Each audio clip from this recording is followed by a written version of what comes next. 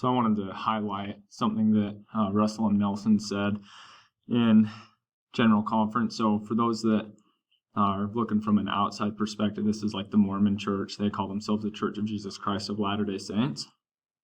So Russell and Nelson said in their General Conference, the members, he said, never take counsel of those who don't believe.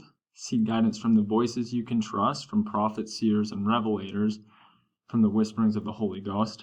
So understand, if you think about that, he's basically telling, like Mormons, he's saying don't listen or take any advice from people who don't believe in Mormonism. He didn't clarify from people who don't believe in like God, which, not that that would be great, but there's a lot of people outside of Mormonism who still have a belief in God or in Jesus. He's keeping it vague and saying from those who don't believe, which the underlying message is like those who don't believe in the Mormon power structure, those who don't believe in him as a prophet or as his colleagues that are like considered apostles in the church. He's saying don't listen to anyone who doesn't believe, basically believe in us. So the indications there, understand that's indicating that basically like kids shouldn't listen to their parents or take advice from their parents if their parents are not believers. Or you shouldn't have, let's say you have a young adult that's in their 20s, shouldn't listen to like aunts or uncles or grandparents or professors. They shouldn't listen to their advice if those people are not believing members of the Mormon Church. And I want to contrast that with Nelson's words that he said in a different meeting. I think that this was like 6 months before. He said that he was talking about being a peacemaker, and he was saying that he's concerned at basically the tendency in society, like people to like condemn, malign, vilify anyone who does not agree with them. Okay, and so even if he's not outright saying horrible things about those that don't believe in the Mormon Church in his previous talk, in a sense that is like a vilification of them. He's saying never take counsel of those who don't believe. Is that not just trying to like delegitimize anyone who doesn't believe in the Mormon Church? Is that not in a way like condemning them, saying like they don't have anything of value when it comes to advice? They don't have anything of value that you should be listening to. They might not, like, it's like you can have a professor, you can have someone that's like an expert in the field, and if they don't believe in the Mormon power structure, he's basically saying like don't take advice from them, don't take counsel from them. That seems like a pretty like divisive thing for him to say. That's creating an us versus them mentality. It's going to definitely have an impact on how kids are just kids are seeing like their parents.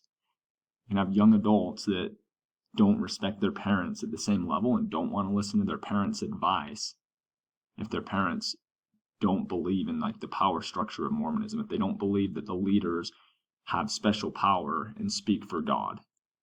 So that's pretty crazy. That's pretty wild for Russell and Nelson to be saying, especially when you have like the recent news that came out in the last year about the Ensign Peak fund. So the Ensign Peak fund, this was like basically the LDS Church. They were taking people's tithing money that they were telling them they needed to pay in order to avoid being burned. They're taking that money, investing it, hiding it from the government, hiding it from the members. They were not disclosing it correctly. And so you have like, that's just pretty like bold for Russell and Nelson to say when you have the recent news about like Ensign Peak, just times the LDS leaders have contradicted themselves in the past. So here's another article showing, so it's a Boy Scout whistleblower saying the Mormon Church swayed abuse policy.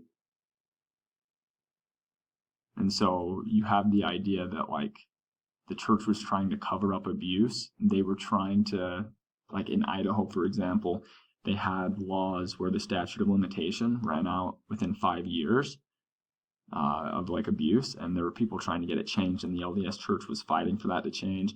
The LDS Church fights like mandatory reporting laws for clergy. So like if someone's abused, in some states clergy has to report it, and the LDS Church fights like bills in Utah, for example, where they look at trying to change it so that clergy has to report. Right now, clergy does not have to report in Utah and in some other states. So that's just, just really bold for him to be saying like only listen to those who believe in like the power structure of Mormonism, only listen to those who believe.